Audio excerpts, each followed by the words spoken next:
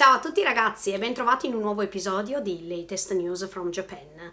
Prima di cominciare vorrei come sempre ringraziarvi del supporto e ringraziarvi di tutti i nuovi iscritti al nostro canale. Se non l'avete ancora fatto iscrivetevi al canale, cliccate la campanella delle notifiche così saprete quando caricheremo nuovi video e seguiteci sui nostri social media. È il momento di cominciare, quindi cominciamo subito. Dovete sapere che un mese fa circa un impiegato della Mitsubishi Electric del distretto di Kobe si è suicidato. Le indagini sono state portate avanti anche perché non si capiva il reale motivo per il quale questa persona aveva deciso di togliersi la vita. Gli inquirenti hanno scoperto che il suo superiore, cioè il superiore di questa persona che si è tolta la vita, gli aveva detto: vai via e muori. Diciamo quindi che il tutto è stato trattato come una forma di bullismo e adesso logicamente questo superiore è stato seguito dagli inquirenti ma è stato anche arrestato con l'accusa di aver incrementato l'idea del suicidio all'interno della mente di questa persona. Parliamoci seriamente, questo è uno dei problemi maggiori che il Giappone ha, ovvero il tema del suicidio. Tantissime persone quasi ogni giorno decidono di togliersi la vita e il più delle volte questa decisione, questa volontà di togliersi la vita è derivata anche dal fatto che c'è un sacco di bullismo all'interno di scuole, all'interno di aziende e chi più ne ha ne metta. Il Giappone non è un paese perfetto dove non accade nulla di sbagliato,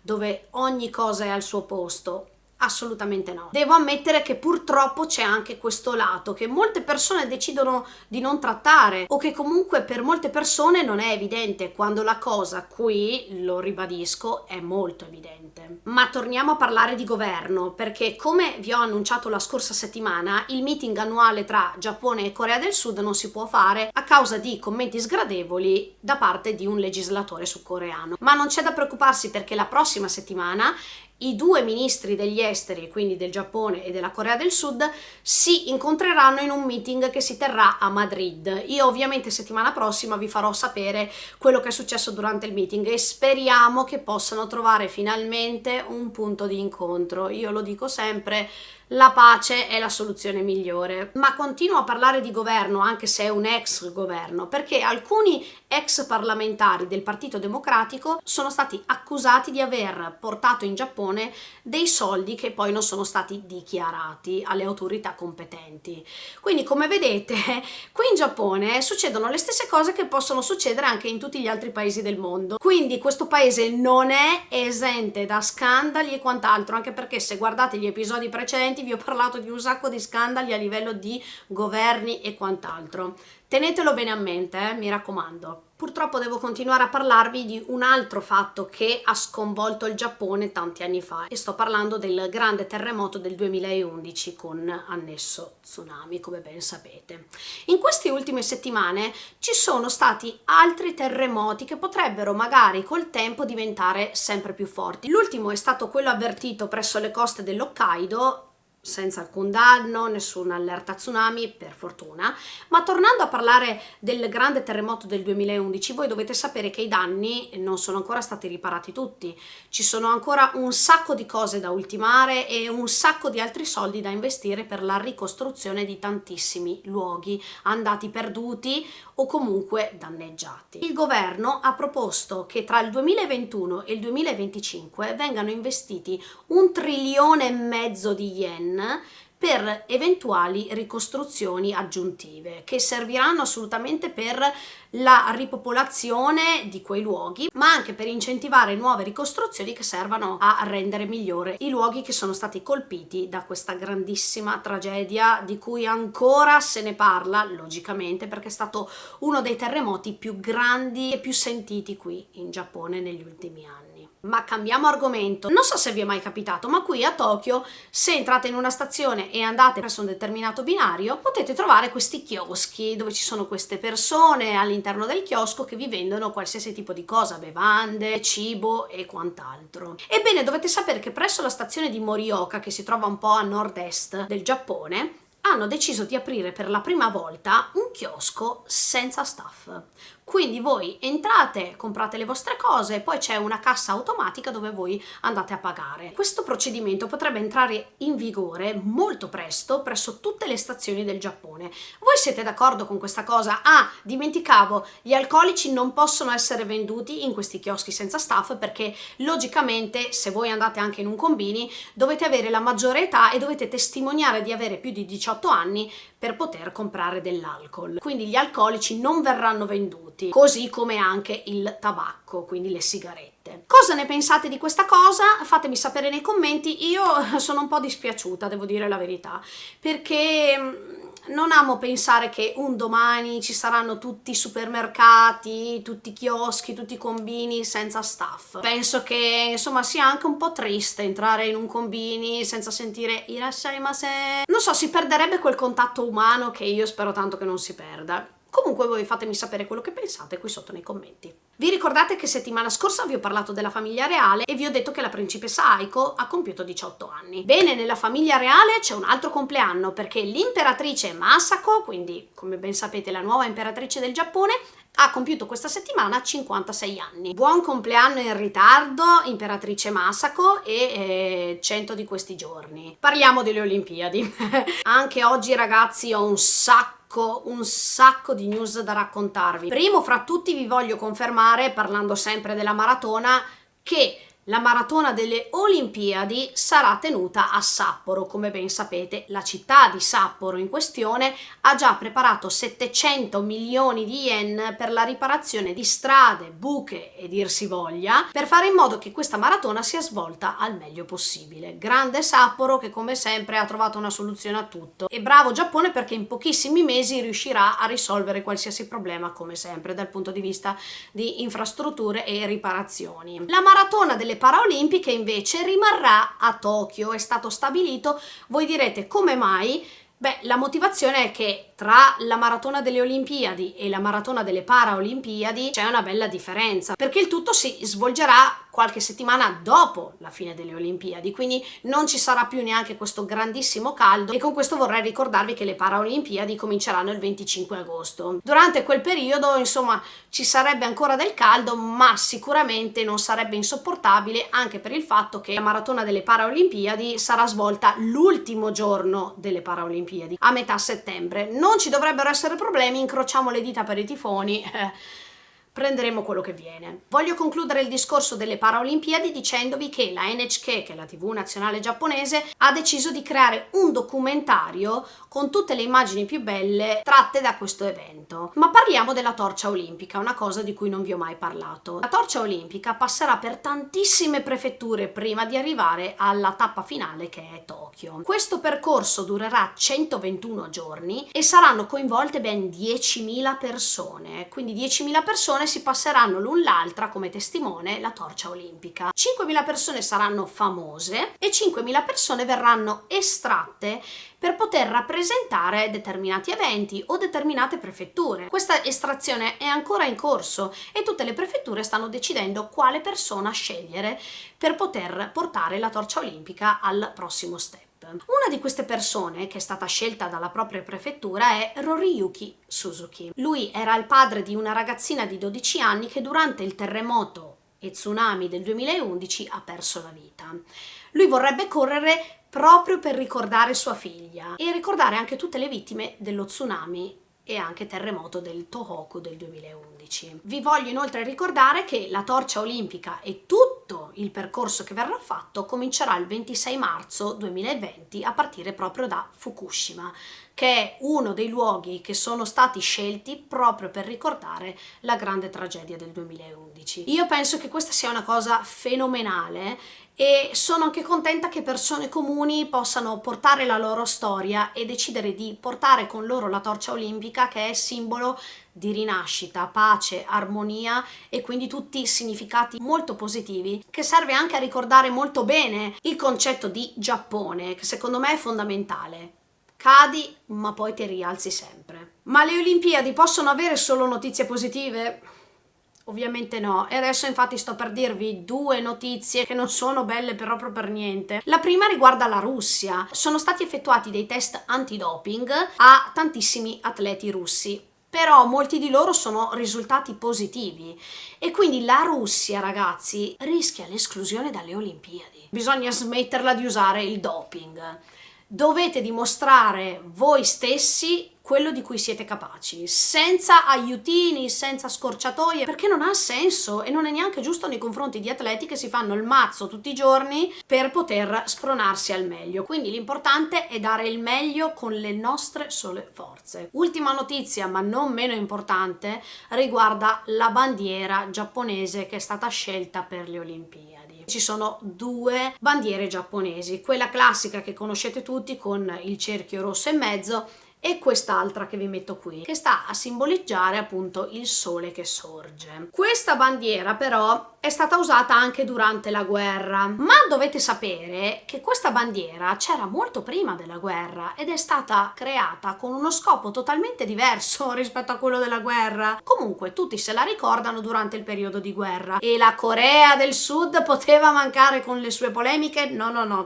Infatti ha chiesto che questa bandiera venga bannata dalle Olimpiadi, che non venga proprio mostrata durante questo grandissimo evento mondiale, proprio perché a loro ricorda la guerra, così come a tantissime altre nazioni del mondo. Voi cosa ne pensate? Questa bandiera merita di essere esposta oppure no? Vi ricordate quando vi parlavo di quelle stazioni dove non sarà più necessario usare la propria IC card per poter entrare nelle stazioni, appunto? Osaka sta pensando a una cosa di questo tipo, anche perché, come vi dicevo, nel 2025 ci sarà l'Osaka Expo, quindi un sacco di persone saranno presenti a questo tipo di eventi e quindi è necessario che sia tutto più scorrevole nelle stazioni. Osaka quindi deciderà di apportare delle modifiche a tutti gli sportelli delle stazioni del Kansai, dell'area dove appunto si trova Osaka.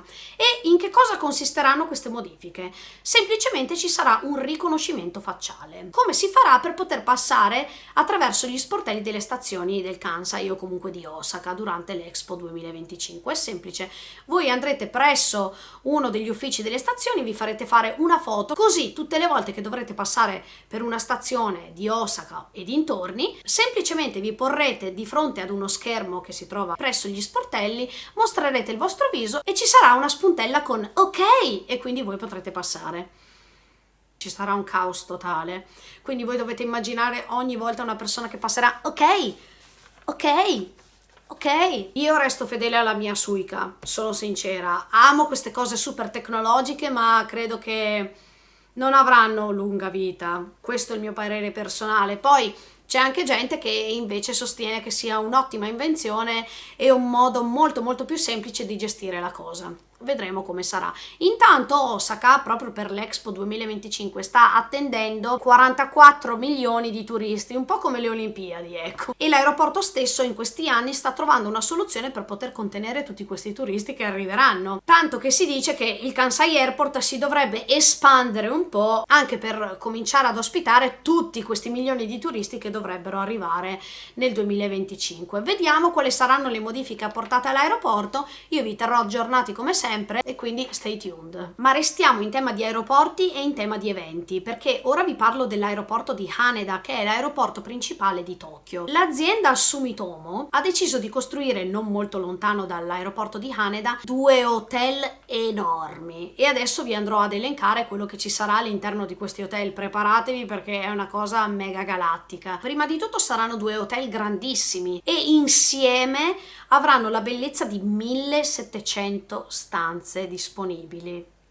Una cosa inverosimile. Se contate anche il fatto che è vicino all'aeroporto, quindi assolutissimamente conveniente per tutti i turisti che decidono di arrivare a Tokyo e di assistere alle Olimpiadi per poi anche tornarsene a casa, quindi favolosa come cosa. Vi dico un altro dettaglio: all'interno di questo hotel saranno presenti 900 persone dello staff, quindi un sacco di persone, vedrete persone andare e venire, un sacco di nuovi posti di lavoro, un sacco di nuove opportunità.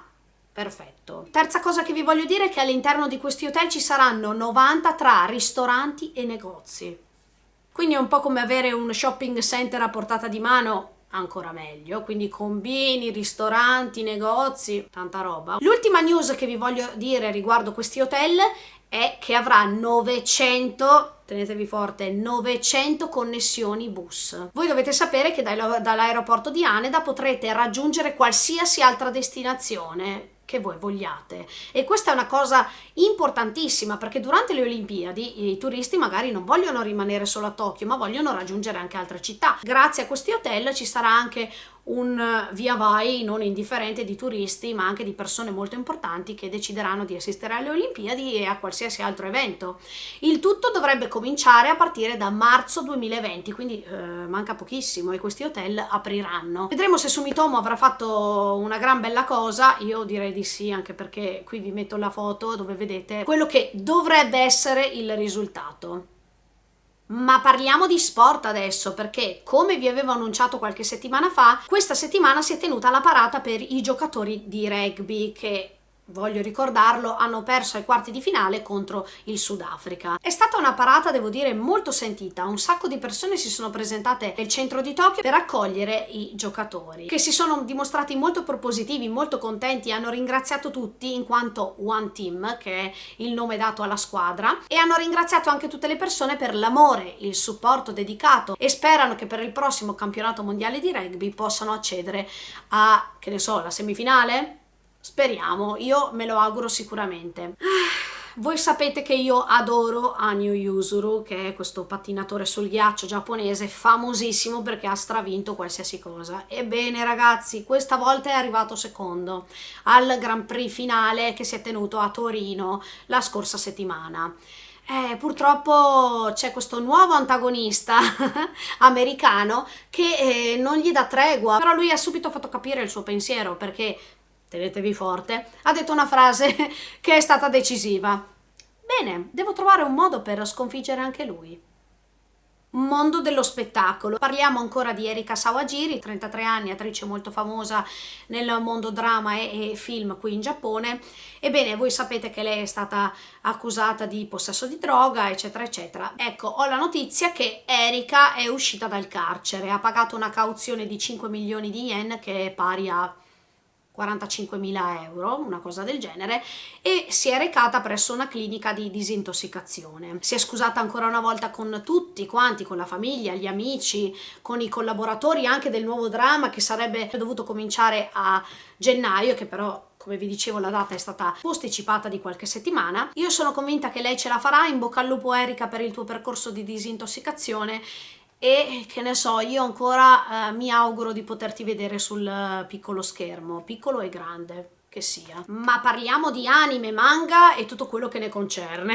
Parto subito con una notizia che potrà far felici un sacco di persone che amano gli anime, manga e quant'altro, perché a Ikebukuro, presso il Mix Alive Building al 9° piano per essere precisi, apriranno un entertainment venue. Questo da quando? Dal 19 marzo. Che cosa significa? Che all'interno di questo building ci saranno un sacco di esposizioni manga, un sacco di artisti del mondo anime, manga che verranno a interagire con i loro fan. Insomma, un building che merita di essere visitato. Io non vedo l'ora, perché come sapete io amo gli anime, mio marito ama i manga, quindi ce ne sarà per tutti i gusti. Vi ricordate che Saint Seiya è finito su Netflix quest'anno? Ebbene, a partire dal 23 gennaio dell'anno prossimo sarà pronta la seconda parte, sempre su Netflix.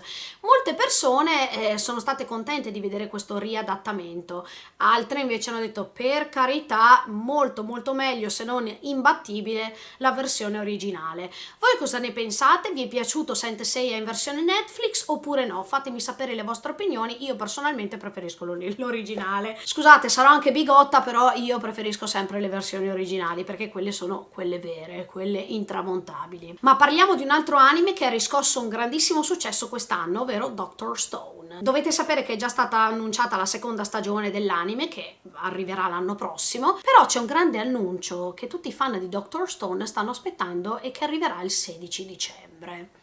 Noi non sappiamo ancora nulla, però sicuramente vi farò sapere settimana prossima di cosa si tratta. A voi piace Dr. Stone? Cosa ne pensate di questo anime e o manga? Fatemi sapere nei commenti, io personalmente non l'ho ancora visto, quindi se ce lo consigliate scrivetelo qui sotto, così potremo prenderlo in considerazione. Torno a parlare di Tenki no Ko, quindi Weathering with You di Makoto Shinkai, perché vi voglio solamente annunciare che è stato decretato come il film più discusso su Twitter nel 2019. Come vi dico sempre, fatemi sapere qui sotto nei commenti se vi è piaciuto o no. E adesso voglio parlarvi sempre di anime e manga, però a livello cinematografico. Concludo con queste ultime due news. La prima è che la Warner Bros. Sapete che era in procinto di creare un film su Akira, poi è stato rimandato, ma adesso è venuta fuori la notizia che è terminata tutta la produzione, cioè è stata cancellata. Sembra proprio che Warner Bros. Abbia deciso di lasciar perdere questo progetto. Voi cosa ne pensate? Siete contenti di questa scelta o meno? Come sempre fatemelo sapere. E concludo con un'altra notizia che è uscita qualche giorno fa. Voi vi ricordate che era pronto, tra virgolette, il live action di The Promised Neverland.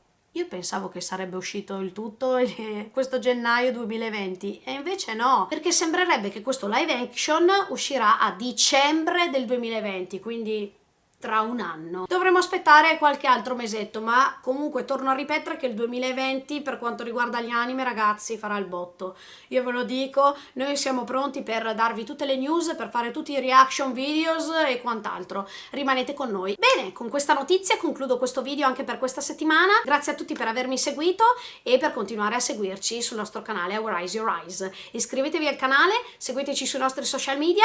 Ciao ragazzi e alla prossima settimana. Un bacione. Ciao!